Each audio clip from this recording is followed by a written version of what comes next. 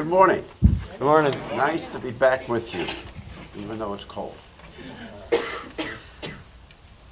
As Audrey indicated at the beginning of her announcements, in the calendar year for many Christian churches, this is kind of the last Sunday before Advent, which is the beginning of their new year. In the Roman Church, this day for almost a century has been dedicated to Christ the King.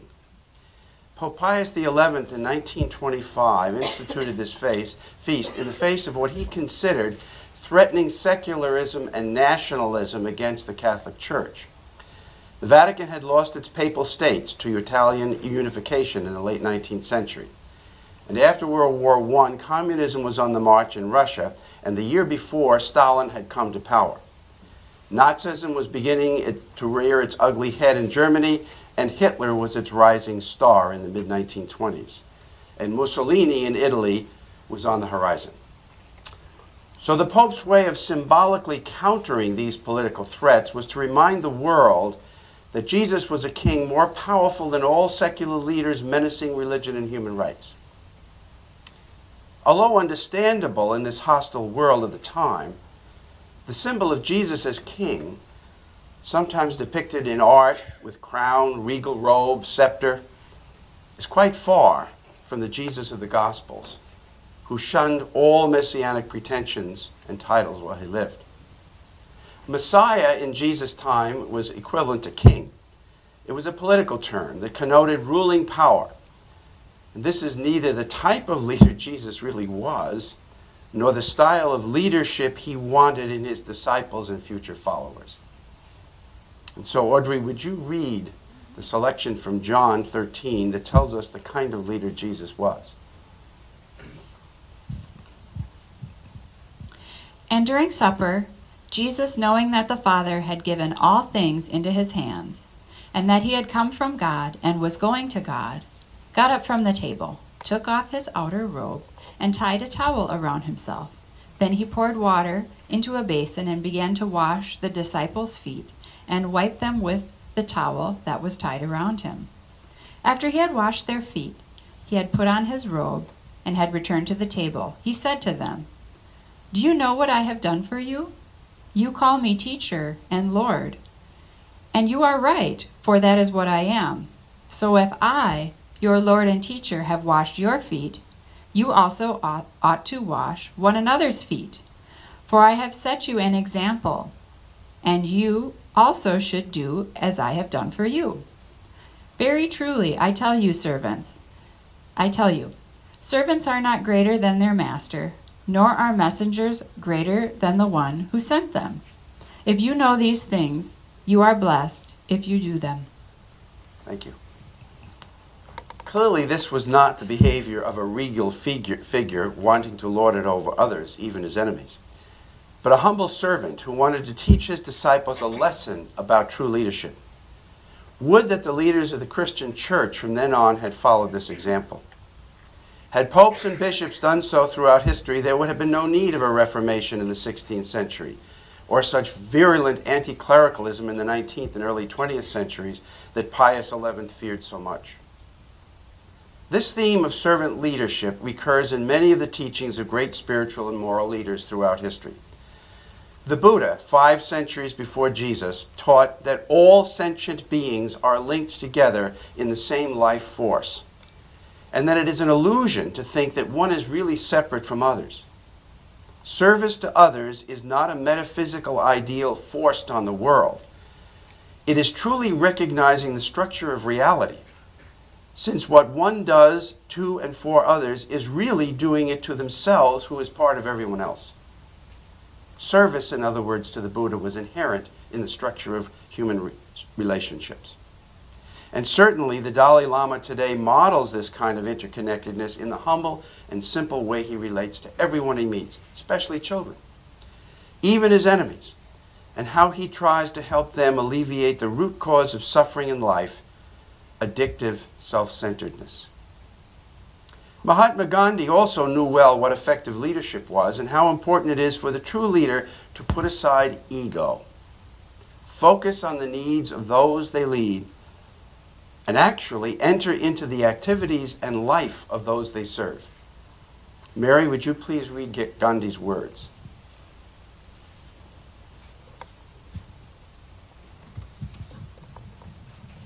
Everyone desires to be a leader as it makes them look grand in the eyes of others.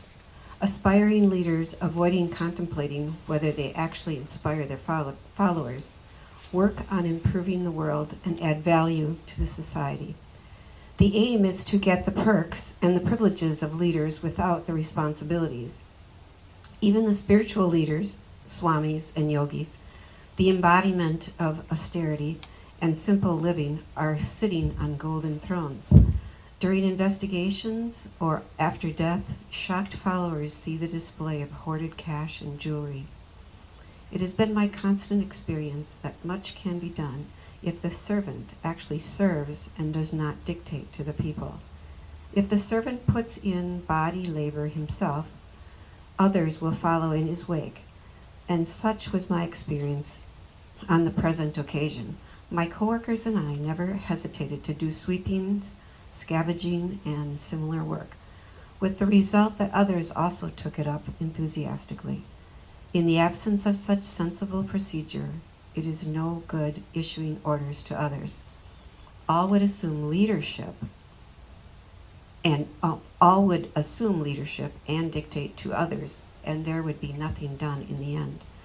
But where the leader himself becomes a servant, there are no rival claimants for leadership. Humility.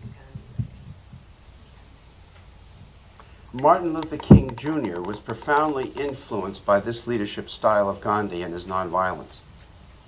And King saw the importance of a new kind of leadership in the early 1960s if America were ever to enter a new age of racial justice. Bev, would you please read King's words? Another thing that we must do in speeding up the coming of a new age is to develop intelligent, courageous, and dedicated leadership. This is one of the pressing needs of the hour. In this period of transition and growing social change, there is a dire need for leaders who are calm and yet positive, leaders who avoid the extremes of hot-headedness and Uncle Tomism. The urgency of the hour calls for leaders of wise judgment and sound integrity, leaders not in love with money, but in love with justice, leaders not in love with publicity, but in love with humanity, leaders who can subject their particular egos to the greatness of the cause. To paraphrase Holland's words, God, give us leaders. A time like this demands strong minds, great hearts, true faith, and ready hands. Leaders whom the lust of office does not kill. Leaders whom the spoils of life cannot buy. Leaders who possess opinions and a will. Leaders who have honor. Leaders who will not lie. Leaders who can stand before a demagogue and demand his treacherous flatteries without winking. Tall leaders, sun-crowned, who live in the fog in public duty and private thinking. How prophetic for our Congress right now. How prophetic that man was. And what we have lost. While servant leadership is a timeless concept, the phrase, actually, servant leadership was coined about 40 years ago by a sociologist by the name of Robert Greenleaf, who taught for many years at Indiana University. And in his essay, The Servant Leader, in 1970, he says this about servant leadership. John, would you please read his words? What is servant leadership? Servant leadership is a philosophy and set of practices that enriches the lives of individuals, builds better organizations, and ultimately creates a more just and caring world. While servant leadership is a timeless concept, the phrase servant leadership was coined by Robert K. Greenleaf in The Servant as a Leader, an essay that he first published in 1970. In that essay, Greenleaf said, "The servant leader is a servant first. It begins with a natural feeling that one wants to serve first. then conscious choice brings one to aspire to lead. That person is sharply different from one who is a leader first, perhaps because of the need to assuage an unusual power drive or to acquire material possessions. The leader first and the servant first are two extreme types.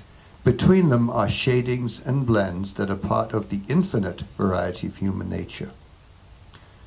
The difference manifests itself in the care taken by the servant first to make sure that other people's highest priority needs are being served. The best test, and difficult to administer, is, do those served grow as persons? Do they, while being served, become healthier, wiser, freer, more autonomous, more likely themselves to become servants? And what is the effect on the least privileged in society? Will they benefit or at least not be further deprived? Thank you, John. Now, all of these words that we've heard this morning from these great spiritual and moral leaders are not only inspiring, but they're really haunting to us today, since so many of our leaders, religious and secular, have strayed far from servant leadership. Corruption at the highest levels of religious organizations based on greed, concern with institutional preservation, and fear of the truth by leaders who have disillusioned their flocks. Rampant greed and lust for power by demonizing one's opponents by so many political leaders in our day who have made promises of service and change, but then betrayed our trust. One light of hope in my life has been the new style of leadership Pope Francis has exhibited in his first 6 months in office.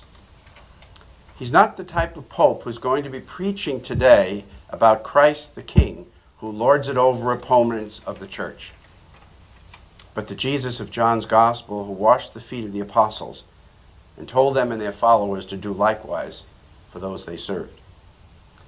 Like the Buddha, I see in Francis very little ego. Like Gandhi, he has been among the people he has served and continues to be so. Like King, he has a passion for justice. And like Greenleaf's ideal servant leader, he wants to promote the good of the least privileged in society. Now, let me tell you a little about his background. Jorge Bergoglio was head of the Jesuit order in Argentina during the Dirty War between 1976 and 1973, when the Argentine military were arbitrarily arresting, torturing, and executing without trial about 30,000 people who disappeared or were never heard from again. A book published in Italy this year by Nello Scavo, and which will appear in English in the coming months, is called La Lista di Bergoglio, Bergoglio's List. It describes the many ways this man quietly and subversively saved over 1,200 lives of fellow humans in danger of death during that reign of terror. He hid them in seminaries and retreat houses. He disguised them as priests and seminarians and nuns. And he even gave one fugitive who looked like him his own passport to escape. He helped countless others move from place to place and eventually leave the country.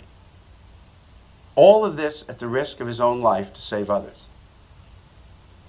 He had a mother and a child, and they had to be separated. They wanted to make sure the child was all right, and every week he went to where he was hiding the mother and took her to the place where her child was, endangering his own life, but wanting the mother to see her child.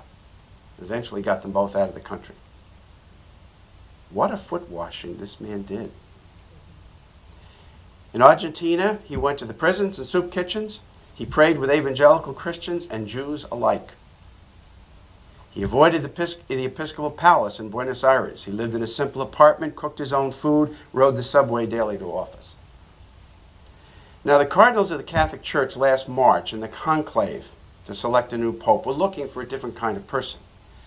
They knew well the Catholic Church had been rocked by scandal for 10 years due to the indefensible, cowardly way bishops protected and moved around pedophile priests. The cardinals were aware that corruption had reached the highest levels of the Vatican in rumors about money laundering by the mafia through the Vatican Bank, with the collusion of Vatican officials. These cardinals desperately needed someone to restore credibility in the leadership of the Catholic Church and wanted an outsider to Vatican politics.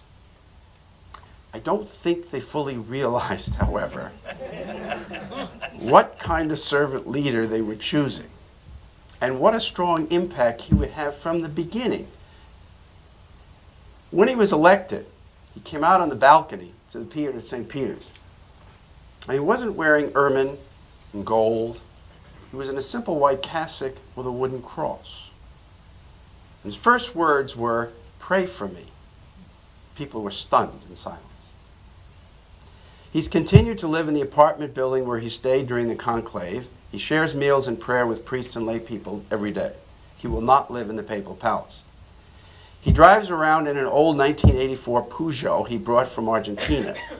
And when he needs to be chauffeured, he rides in a Ford Focus. No papal limousine. In July, when hundreds of immigrants coming from Africa to Italy seeking work, many of them Muslims, drowned off the port of Lampedusa in Italy, he was there at the dock consoling families of the dead and urging the world to be gracious to all immigrants everywhere seeking a better life for their families. And that includes us. He told the bishops in Brazil when he visited them this past summer to live not like princes, but to be among the people. His representative in the United States, the papal nuncio, said to the American Catholic bishops at their semi-annual meeting in Baltimore 2 weeks ago that the Pope wanted them to be among their flocks and to smell like the sheep.